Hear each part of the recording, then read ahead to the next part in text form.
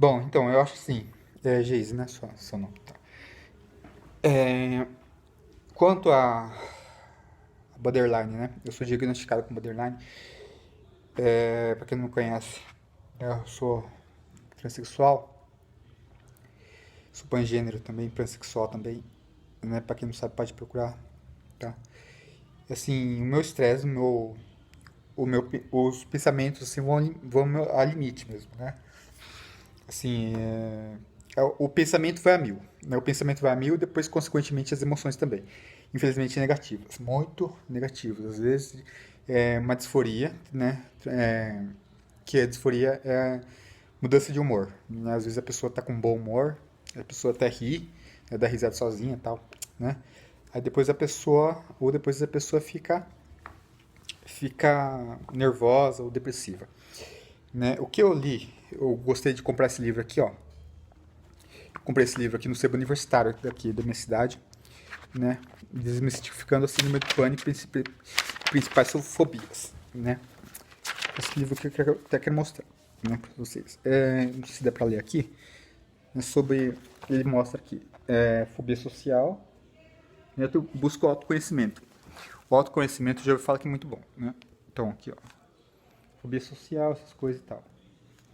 Eu acho que não dá para girar aqui. Acho que ela é para esse contrário, né? No aqui do sobre é meio difícil, eu não sei lidar com lente assim, né? É meio difícil aqui. A depressão, eu vou falar que também depressão, no caso da diferença, acho que, né? Então, a depressão, no caso, a pessoa tem uma diferença de depressão e tristeza, realmente. A depressão é um caso muito mais demora, mais assim, mais intenso, né? Que a tristeza, que é uma simples tristeza, que é uma simples timidez.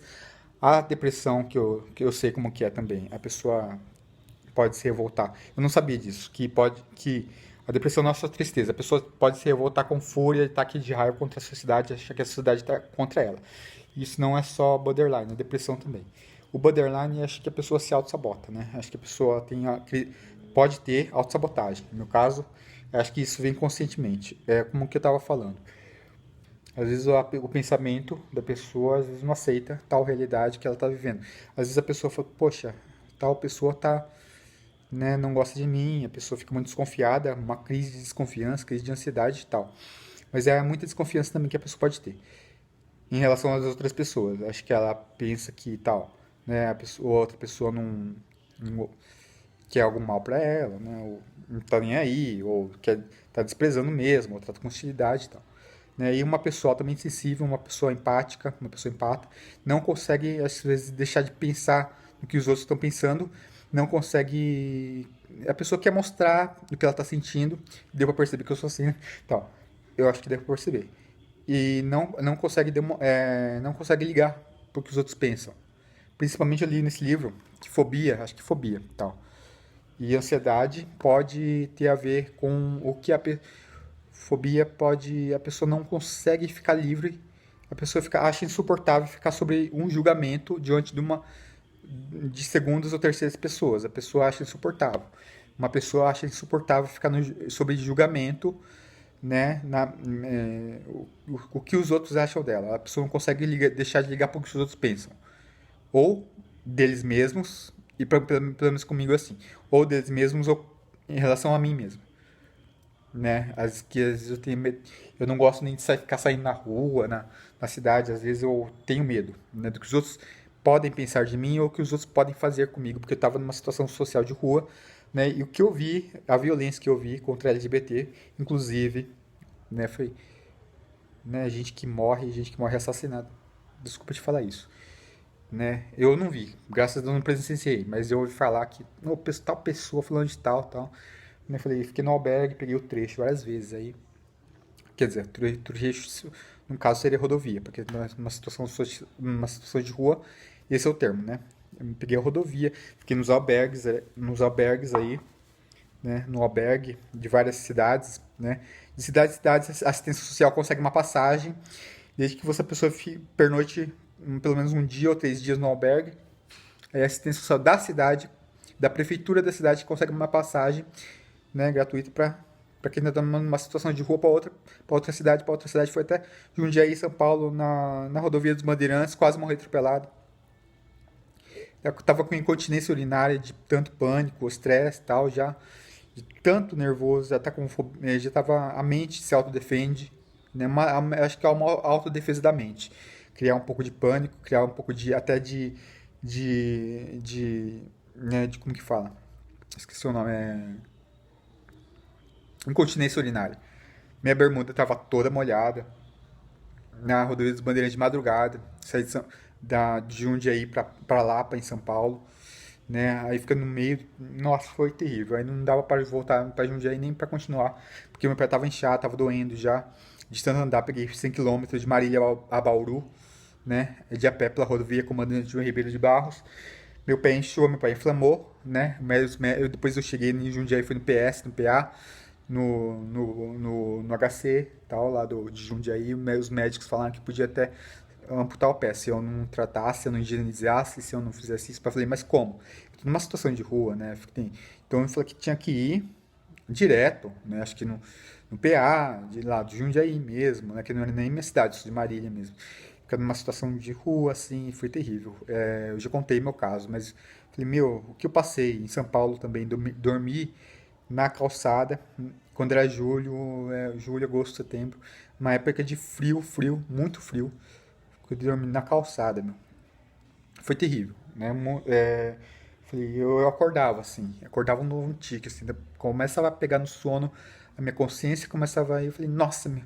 Aí eu dava um choque, assim, falei, meu, por causa da minha própria consciência de estar numa situação de rua, numa outra cidade, né, daquele estado crítico, né, eu falei, mas é difícil porque a aceitação dos meus pais em relação à minha identidade de gênero, à minha sexualidade e tal, a diferença de identidade sexual, de identidade de gênero com sexualidade, com tudo e tal, né, às vezes a pessoa, os meus pais não entendem, vem né, de uma coisa assim, um pouco mais assim, tradicional, né? É difícil pra mim. Outro livro que eu gostei, deixa eu mostrar aqui, foi esse daqui, Como se defender de ataques verbais. Eu pedia muito ajuda na rua, pedia muito, né, às vezes alimento nos lanchonetes. Eu sei como que a pessoa trata às vezes muito com amor, com compaixão. Falei, nossa, eu agradeço muito a todas as pessoas que me ajudaram. Queria agradecer muito, né? Mas infelizmente tem pessoas que não entendem, que são hostis, que, nossa, é difícil demais. Eu gostei desse livro também, Organize-se no Minuto. Às vezes a pessoa fala, pensa, o que tem a ver? Né? A parte emocional com a parte de organização, mas tem tudo a ver. Eu dei um trato aqui, né, no meu quarto, às vezes a pessoa empática fala, não, que tem que respeitar o próprio limite, é bom respeitar o sono, mas ter mais horas de sono, mas eu falei, não, eu tenho que dar um jeito aqui, porque a própria consciência da pessoa fica melhor. E saber que ela não ficou parada e fez, pelo menos, né, no sentido de pelo menos, fez alguma coisa, né, pelo menos, às vezes tá tão crítico assim o estado da pessoa, mas pelo menos ela sabe, pelo menos, eu sei que tá por isso mesmo, tá crítico o estado da pessoa, mas pelo menos eu fiz alguma coisa. Eu limpei aqui, pelo menos isso, aquilo. Vou voltar a limpar porque ajuda no fluxo de uma pessoa altamente sensível ou quer que seja de alta sensibilidade, né? Ajuda no fluxo de você ver tudo limpo às vezes, né? Às vezes não, sempre, né? Então esse livro eu gostei muito. Organize-se no Minuto, Ser Universitário, tá? Vamos ver esses livros aqui. Tem outros aqui. Esse daqui eu não li ainda. Tem vários que eu comprei, né? Muitos eu gosto de ler porque ajudam no autoconhecimento. E pessoas assim, né? Borderline ou pessoas altamente sensíveis. Alta sensibilidade não é problema, tá? Tá. A alta sensibilidade em si não é problema. É bom buscar autoconhecimento, buscar se conhecer, buscar realmente ver na internet, forçar na internet, mesmo livros, coisa e tal. É ótimo. É isso que eu tenho pra falar. E outra coisa, quando o pensamento vai a mil mesmo, né, isso pode, eu esqueci de contar, quando o pensamento vai a mil, gera emoções, às vezes, ruins, tristes, isso pode ser considerado como um bom sinal, eu vou falar. Gerar emoções ruins. Porque a mente tenta estripar todas as crenças negativas que a pessoa já ouviu falar, que já falaram pra ela, coisa e tal. né? Tudo que a falácia da sociedade a pessoa tenta estripar. Uma coisa inconsciente ou consciente mesmo, que a pessoa sabe, no caso a pessoa já sabe, né? Eu já ouvi falar, então eu já sei, que a mente tenta estripar toda a falácia. Eu já ouvi falar isso, eu falei, nossa, é verdade mesmo. Por isso que o pensamento vai a mil. A pessoa tenta estripar na mente dela. Falei, mas se não tiver atitude também, cara, o que adianta resolver, né? Às vezes a gente gosta de ter atitude, que não adianta nada resolver dentro da própria mente, senão vai ficar pra ela mesmo, né? Então, às vezes, tem que ter atitude de fazer alguma coisa, né? Falei, não pode ficar assim, né? Bom, acho que tem. Depois eu mostro com os folhetinhos. Por enquanto é só isso, né? Que eu vou falar. Até mais.